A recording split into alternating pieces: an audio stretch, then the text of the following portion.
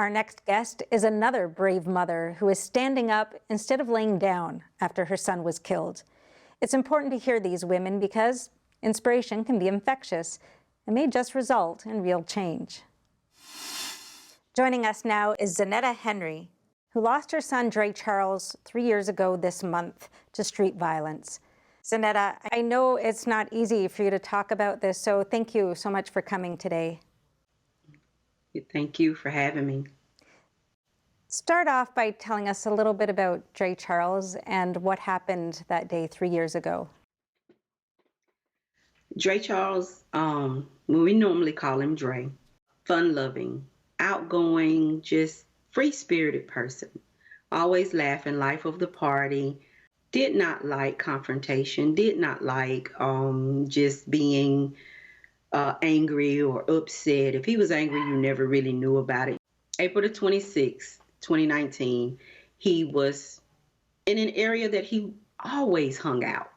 And he was just kind of hanging around with his friends there, or people who proclaim to be friends, and just being his normal self.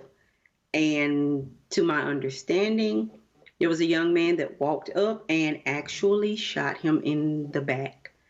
And he didn't stop shooting when he shot him that one time. He continued to shoot him.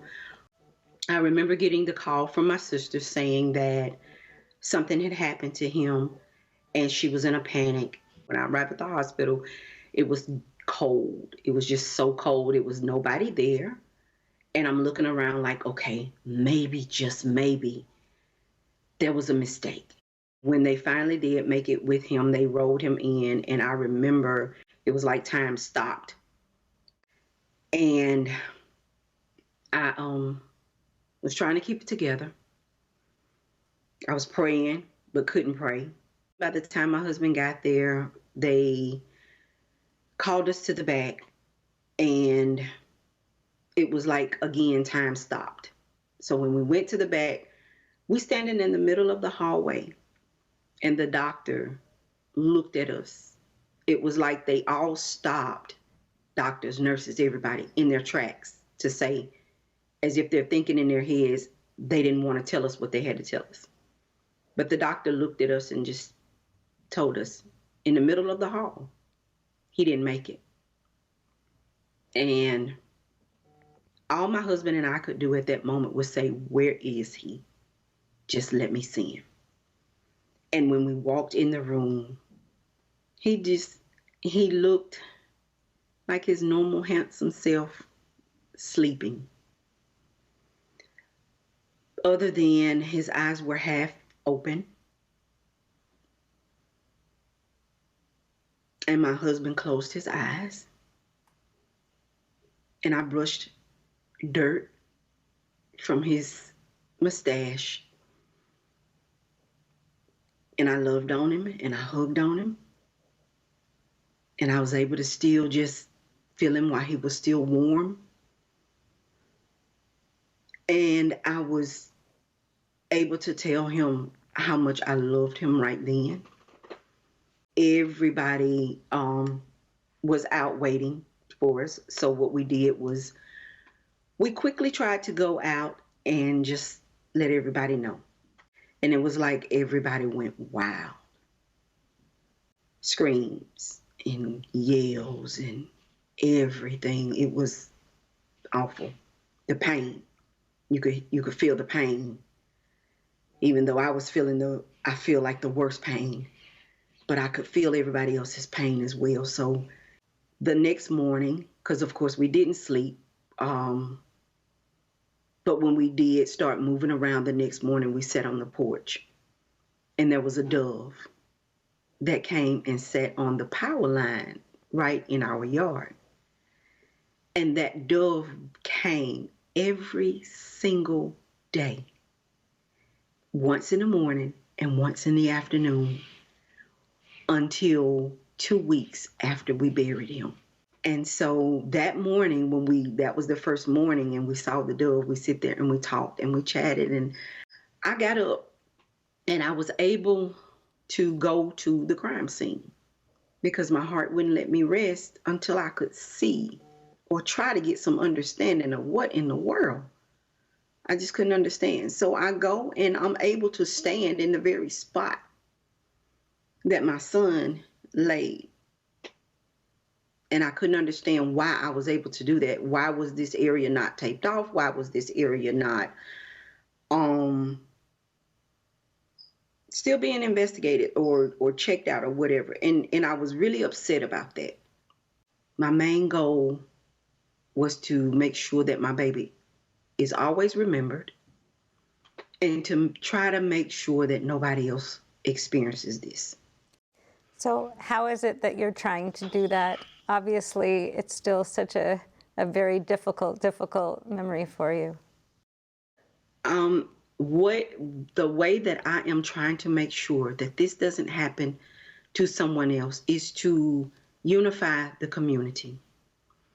Through the nonprofit organization Operation Recovery, we are working with law enforcement, working with the leaders of the community to try and stop violence within the community by giving our youth positive alternatives and opportunities to be involved in so many different things that will elevate their mindset, that will give them opportunities to think of things that will uplift the community. We are trying to help reunite law enforcement and the leaders of the community with the community members, bringing back that trust and helping to see that unity is so important, that together we can save our children. You spoke about the trust between police and the community. What's that relationship like now? Why do you think that trust broke down? I actually think the trust broke down because there are so many unsolved murders in Wayne County.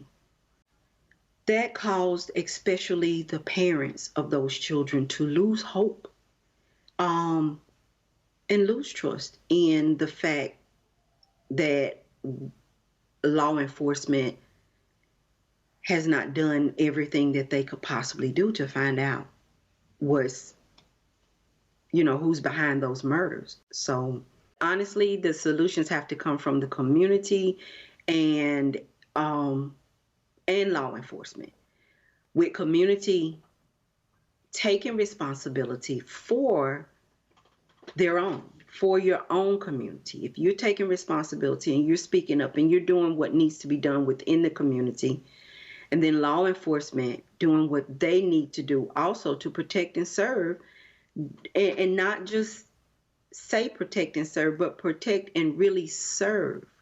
And there's so many ways that you can serve as law enforcement other than just patrolling the neighborhood or arresting the bad guys. I know you're from the exact same community. You grew up in the same place where you raised your children. So how are things when you were a child? I saw togetherness within the community. I saw togetherness with the community members. No one child belonged to one person or one family. All the children of the community belong to everybody in the community. Everybody fed everybody's children. Everybody raised everybody's children. And you could depend on the law enforcement to come in and help correct anything that may have been wrong, but they also were community members. And I think that brought a lot of the unity then that I don't see now. All right, we're out of time. Zanetia Henry, thank you so much for joining us today, and really good luck with everything that you're doing. Thank you so much for this opportunity. It really allows me to help keep that promise I made to him when he was very young, that he would never be just another statistic. Be sure to watch the entire episode, available on EpochTV.com, a new completely censorship-free premium subscription platform. Brought to you by the Epoch Times. See you there.